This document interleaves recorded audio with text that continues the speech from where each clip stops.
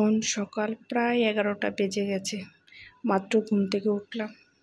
আপনাদের ভাইয়া অফিসে চলে যাওয়ার পর মেয়ের কাছে গিয়ে আবার ঘুমিয়ে গিয়েছিলাম। মেয়েরা তো আজকে পরীক্ষা নেই, কালকে সকালে পরীক্ষা আছে, এই জন্য মেয়েকে ডাকিনি। আমিও মেয়ের কাছ দিয়ে ঘুমিয়ে গেছে। এখন ঘুম ভাঙার পর দেখি সকালে 11টা বেজে গেছে। দেখেন সকালের কোনো কাজ করিনি, এই রুমের বিছানাও তুলিনি, কিছুই করিনি। এখন দ্রুত কাজগুলি শেষ করতে হবে। আসসালামু আলাইকুম, হ্যালো এভরিওয়ান, আমি লাবণী। আমার আজকের আরেকটি নতুন ভিডিওতে সবাইকে স্বাগতম জানাচ্ছি। এই তো মশারিটা খুলে নিচ্ছি, আর মশারিটা খুলে বিছানাটা আগে তুলে নিই। আজকে রান্না করতে করতে অনেক দেরি হয়ে যাবে, অনেক কাজ করতে হবে।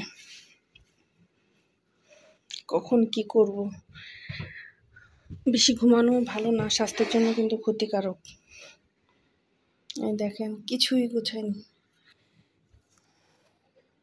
সকালে রাতে আপনাদের ভাইয়াকে কয়েল ধরিয়ে দিয়েছিলাম, সেটাও এখানে পড়ে আছে। মানে কোনো কাজই করিনি আজকে। এখন এত কাজ করব কি করে সেটাই ভাবছি। চলুন তাহলে আজকে সারা দিনে সব কাজ টাজ করি, আগে ঘরটা গুছিয়ে নিই, তারপর আবার আপনাদের সাথে কথা হচ্ছে। সে পর্যন্ত পাশেই থাকেন, সাথেই থাকেন, আর দেখতে থাকেন আমার আজকের ভিডিওটা। এই তো ঘরটা ঝাড়ু দিয়ে নিচ্ছি। ঘরটা ঝাড়ু দিলেই আজকে ঘর গোছানো শেষ, তারপর রান্নার ঘরে চলে যাব। তো মাছ বের করব দুপুরে রান্নার জন্য। মোটামুটি ঘরের সব কাজ শেষ করে দিচ্ছি। মাছ রান্না করি, রান্না করব, এটাই নেই। এটা কি মাছ? দুটাই নেই, রান্না করি।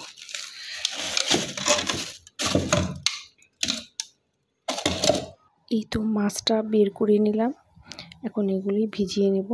যে টেবিলের উপর রেখে আগে ফ্রিজটা বন্ধ করে নেই।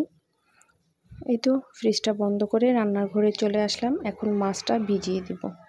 এই তো দেখেন এই যে মাছটা আছে, বাটা মাছ বের করছি আর কালবাউস মাছ বের করছি। আর এই যে এইখানে ডাউলটা ভিজিয়ে নিচ্ছি। ডাউলটা একটু ভিজিয়ে রাখবো, ভিজিয়ে রাখলে ডাউলটা ময়লা পানিটা চলে যায় আর ডাউলটা সিদ্ধ হয়ে তাড়াতাড়ি। একটু সময় হাতে না থাকলে 10 মিনিট রাখলেই যথেষ্ট। আর এখানে ডাউলের বক্সটা রেখে ভাতটা বসিয়ে দেব। এই যে এখানে অল্প একটু চাউল নিয়ে নিলাম, চাউলটা ধুয়ে চুলোতে বসিয়ে দেব। দুপুরের রান্না দেখেন একটা প্রায় বেজেই গেছে আর কি। একটা কখন রান্না করব, কখন মেয়েকে খেতে দেব। এই যে চুলোটা ধরিয়ে দিচ্ছি। দুপুর দিকে আজকে মোটামুটি গ্যাস আছে। এই যে ডালটা চুলোতে বসিয়ে দিলাম আর অন্য চুলায় ভাতটা বসিয়ে দিলাম। এই দুটো রান্না হতে থাকবে আর এইদিকে আমি কোটা বাছা করে নেব। এই যে মাছগুলো ছেড়ে গেছে, হলুদ আর সামান্য একটু লবণ আর মরিচ দিয়ে মাছগুলো ভেজে নেব। এই যে এখানে লতি দিয়ে বাটা মাছ দিয়ে রান্না করছি। এই রান্নাটা কিন্তু অনেক টেস্টি হয়। লতি দিয়ে চিংড়ি দিয়ে রান্না করবেন, লতি দিয়ে শুটকি দিয়ে, লতি দিয়ে যাই রান্না করবেন না কেন সব কিছুই মজাদার হয়। আর এই যে এখানে পেঁয়াজটা ভেজে নিচ্ছি, হালকা বাদামি রং হয়ে আসলে এখানে সব মশলাগুলো এক এক করে দিয়ে দিব। এখানে হলুদ গুঁড়ি, মরিচ গুঁড়ি, ধনিয়ার গুঁড়ি আর জিরা বাটা দিব। দিয়ে মশলাটা ভালো করে কষিয়ে তারপর এই যে মাছটা হালকা ভেজে রেখেছিলাম সেটা কষিয়ে এই যে তুলেও নিচ্ছি। মাছগুলো কষিয়ে তুলে নেওয়া হয়ে গিয়েছে। এখন মুখিটা দিয়ে দিব। মুখি হচ্ছে কচুর ছুরি, যে ভাষায় বলেন।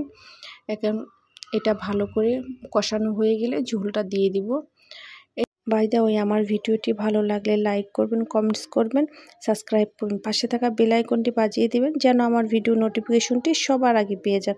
আর যারা ফেসবুক থেকে দেখবেন তারা ফলো করবেন, শেয়ার করবেন ফ্যামিলি অ্যান্ড ফ্রেন্ডসদের মাঝে। এই তো আমার রান্নাটা মোটামুটি শেষ। এখন দুপুরে রান্না শেষ, গোসল করে ফ্রেশ হয়ে আসলাম। এখন দুপুরের খাবার খাবো।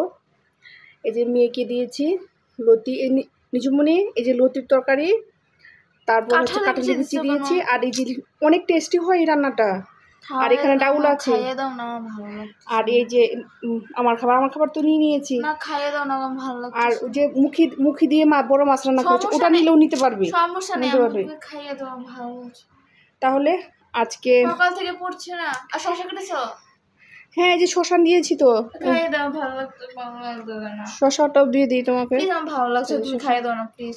এই যে লেবু দিয়ে দিলাম। কেন তুমি বড় হয়েছো না, এখন একা একা খাবে? আমার ভালো লাগতেছে না, সকাল থেকে পড়তেছি। পড়তে তো হবে, পড়াশোনা করতে। সমস্যা আছে, এক্সামের কয়দিন। তাহলে থাক, খেতে খেতে আজকের মতো এখান থেকেই বিদায় নিচ্ছি। দেখা হবে নেক্সট ভিডিওতে। সে পর্যন্ত সবাই ভালো থাকবেন, সুস্থ থাকবেন, আমার পাশেই থাকবেন, আমাকে সাপোর্ট করবেন। আসসালামু আলাইকুম, আল্লাহ হাফিজ।